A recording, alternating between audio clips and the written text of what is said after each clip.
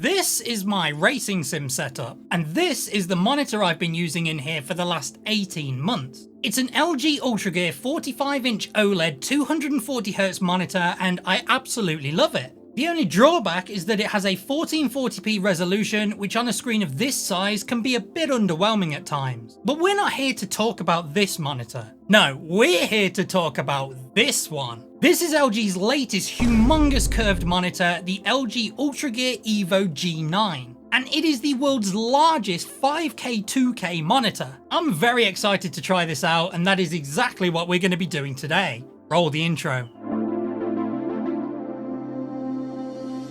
So yes, this is the latest offering from LG, the UltraGear Evo G9, or the 52G930B-B to give it its full name, and the last time in this video that I'll be doing that. This is a 52-inch 5K 2K resolution monitor, and today we're going to put that to the test by chucking it into my racing setup and giving it a go. And don't forget to drop a like and a comment if you enjoy what you see. Before we can do that, we need to get it out of the box, which is easier said than done for a monitor of this size and definitely a two-person job. But we got there in the end, and inside we have the base plate, the stand, the box with all of the cables, including the biggest power supply I have ever seen, a DisplayPort cable, HDMI cable, and a USB-C to USB-C cable, and then the manuals and info. Then finally, of course, we have the enormous monitor itself, and this thing is huge! Assembling it is simple enough. On the back of the monitor is a cutout, and the stand simply clicks into here, and then you slot the base plate and secure it with the two screws on the bottom. And voila, all set up, and somehow it looks even bigger now that it's on the desk. In terms of adjustability, you're a bit more limited on a monitor this size compared to some others offering only adjustable height and tilt, but honestly, you really don't need anything else for a monitor like this. Taking a look at the design of the monitor then, it's very sleek and simple, which is something LG are very good at with their monitors. You have this smooth minimal design across the back with two thin RGB backlight strips either side of the stand and an UltraGear logo in the middle. The biggest difference from my 45-inch monitor is the way that the back is one uniform panel, increasing the thickness towards the middle where the internals are housed. Whereas on the 45-inch there was a bulkier section in the middle and the edges of the panel itself were much thinner. If you like that super thin panel look, then you do lose that with this design, but I think the overall look is much cleaner. The stand itself is also nice and simple. We have some minimal branding on the back and then a little hole here for you to feed cables through. Speaking of cables, all of the ports are located in the middle here with two HDMI 2.1 ports, one DisplayPort 2.1 with DSC, headphone output, one USB-C port, two USB-A ports, and finally the one for the power. You also get this plastic cover included which sits over the ports for a cleaner look overall. Then finally below that we have the control joystick for the menu and settings. On the front we have thin bezels around the sides and the top with the thicker bezel on the bottom. It's sleek, simple, and it gets the job done. So now let's get into the specs of this monitor. It is a whopping 52 inches in size, which as mentioned is way bigger than the 45 inches I'm used to.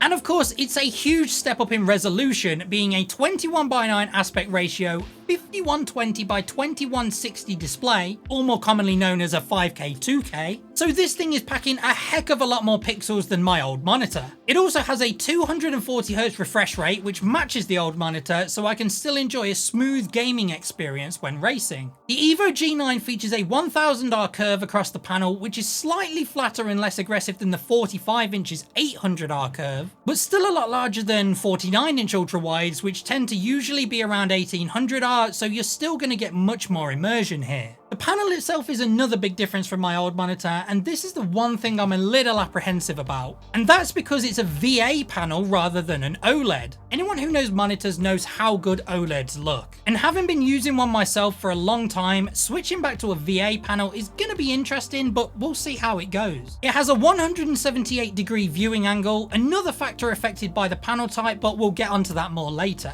It also has a 1 millisecond grey to grey response time, is VESA Display HDR 600 certified, and has a 95% DCI-P3 color gamut coverage. So the monitor is certainly packing some impressive specs. So how do those specs translate into performance? Well, I've got to say my initial impression is that this is incredibly impressive actually. For starters, seeing this enormous 52-inch panel in action is actually kind of overwhelming. It's hard to translate on camera as to how big this thing actually is. FPS. But the most noticeable thing is the resolution. With this being a 5K 2K monitor, it's a big step up from the 1440p that I'm used to. With this monitor having a pixel density of 108 pixels per inch compared to 84 on the 45-inch monitor. And the visuals look instantly far crisper than they did before, details look far more refined. You can actually get super close to the screen and it still looks fantastic. I'm really impressed. And while I was a bit nervous about this being a VA panel compared to the OLED I've been using for so long, actually it's nowhere near what I was expecting. When I first turned it on, I was actually shocked to find that there was a far less noticeable difference between the two than I was expecting.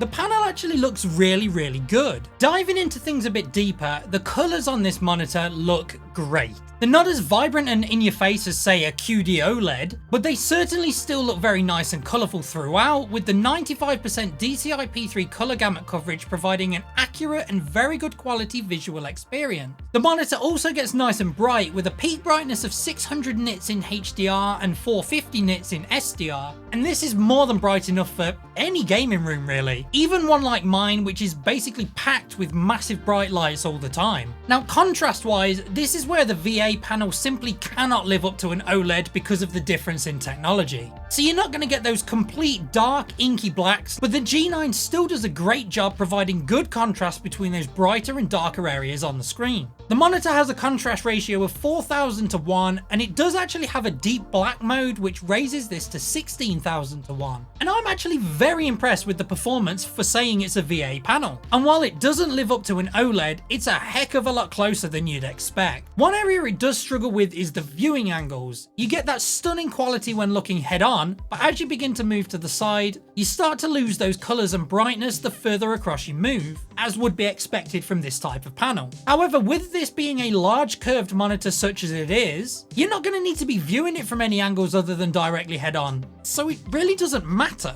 And I'm still more than happy with the quality of the panel. I had my reservations and skepticism ahead of testing, but it's completely outshone my expectations. Speaking specifically to the experience of using this in my racing sim, I'm really enjoying it. The step up in screen size and resolution has upped the quality of the experience massively. I'm using an RTX 5090 powered PC in here, so I've currently got it set to max resolution, maximum graphics throughout, and I've also got Nvidia DLSS running for higher FPS. And the entire experience is absolutely mind-blowing right now. It looks incredibly stunning. The 1000R curve feels like the perfect balance of wrapping itself around me enough to fill my vision, but also flat enough that it doesn't encroach too far into the room. But right now, I'm completely lost in the size and beauty of the image on here, and it's one of the best racing experiences I've personally had in my rig. Now, it's not all about visuals with this monitor, because LG have also packed it with 2 internal speakers, and these do a great job of adding to that gaming experience. Obviously, hooking this up to external speakers or headphones is always going to sound better no matter what monitor you use. But I've always been impressed with the quality of LG's internal monitor speakers. That was the case with my old monitor, and it's the exact same with this one. Absolutely up there with the best monitor speakers I've used. You get crisp, clean audio, none of that empty tinny sound most monitors give, and it's just another reason that LG's monitors really are just a level above. So then, what are my overall thoughts on the LG UltraGear Evo G9? Well, I've said it throughout the video, and I'll say it again.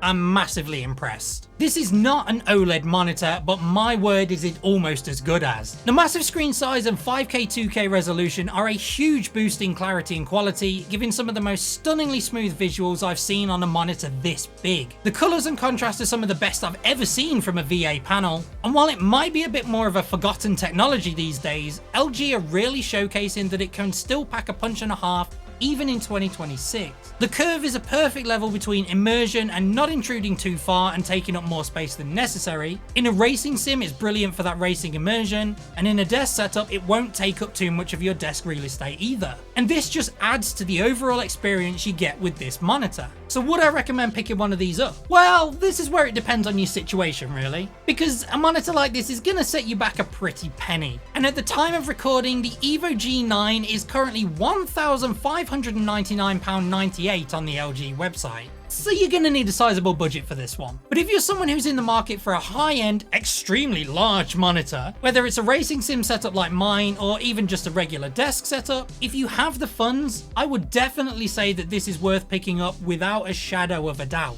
Although I will say, LG, if you're one day planning on making an OLED version of this monitor, then yeah, I'll definitely take one of those. Of course, as always, I'm interested in hearing what you guys think, so drop any thoughts or questions you have in the comments. If you've made it this far into the video, drop a monitor emoji so that I know you're a trooper. And if you've enjoyed the video, don't forget to drop a like, and if you're new here, feel free to sub for plenty more content like this. I'll be back with another video very soon, so I'll see you there. Have a great week.